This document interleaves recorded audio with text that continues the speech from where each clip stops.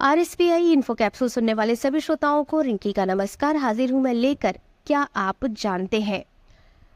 दोस्तों, क्या आप जानते हैं कि किन लोगों को यूपीएससी के जरिए सीधे लेटरल एंट्री मिल सकती है और इसके लिए किन्हें यूपीएससी प्राथमिकता देता है। आज क्या आप जानते हैं में हम आपको बताएंगे कि लेटरल एंट्री क्या होती है और इसमें किसे प्राथमिकता दी जाती है।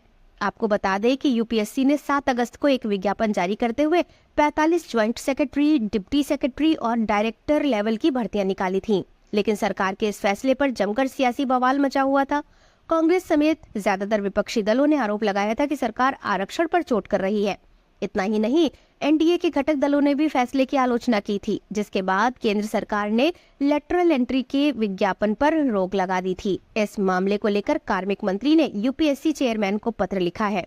प्रधानमंत्री नरेंद्र मोदी के निर्देश पर सीधी भर्ती के विज्ञापन पर रोक लगा दी गई है। पत्र में लिखा है कि मोदी सरकार का मानना है कि सार्वजनिक नौकरियों में आरक्षण के साथ छेड़छाड़ नहीं होना चाहिए। अब आपको बताते हैं कि आखिर कब शुरू हुआ था लेटरल एंट्री सिस्टम। पीटीआई के मुताबिक 1966 में मोरारजी देसाई की अध्यक्षता में देश में पहले प्रशासनिक सुधार आयोग का गठन किया गया था। इसने प्रशासनिक सेवाओं में सुधार की वकालत की।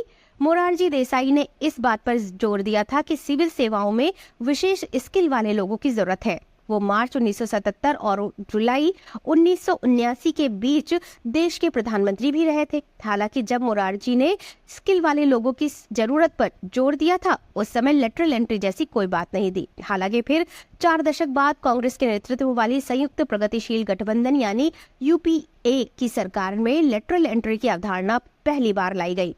2005 में यूपीए सरकार ने दूसरे प्रशासनिक सुधार आयोग का गठन किया। वरिष्ठ कांग्रेस नेता वीरप्पा मोइली को इसका अध्यक्ष बनाया गया। उन्होंने लेटरल एंट्री स्कीम का जोरदार तरीके से समर्थन भी किया। शुरुआत में लेटरल एंट्री स्कीम के जरिए सिर्फ मुख्य आर्थिक सलाहकार जैसे पद पर नियुक्ति की गई थी। अब सवाल यह है कि आखिर लेटरल एंट्री सिस्टम होता क्या है। तो आपको बता दें कि यूपीएससी लेटरल एंट्री के जरिए सीधे उन पदों पर उम्मीदवारों की नियुक्ति करती है जिन पद पर आईएएस रैंक के ऑफिसर यूपीएससी एग्जाम क्वालिफाई करके नियुक्त होते हैं। आसान भाषा में समझिए कि इन सिस्टम में विभिन्न मंत्रालयों, विभागों और संगठनों से सीधे उप सचिव यानी ज्वाइंट सेक्रेटरी और डायरेक्टर या डिप्टी डायरेक्टर के पद पर उम्मीदवारों की नियुक्ति होती है। इसमें निजी क्षेत्रों में अलग अलग सेक्टर के एक्सपर्ट्स को यूपीएससी प्राथमिकता देती है, जिससे सिस्टम में एक्सपर्ट्स के अनुभवों का लाभ मिल सके और अलग अलग योजनाएं में प्रोजेक्ट्स को फायदा भी मिल सके मिल सके।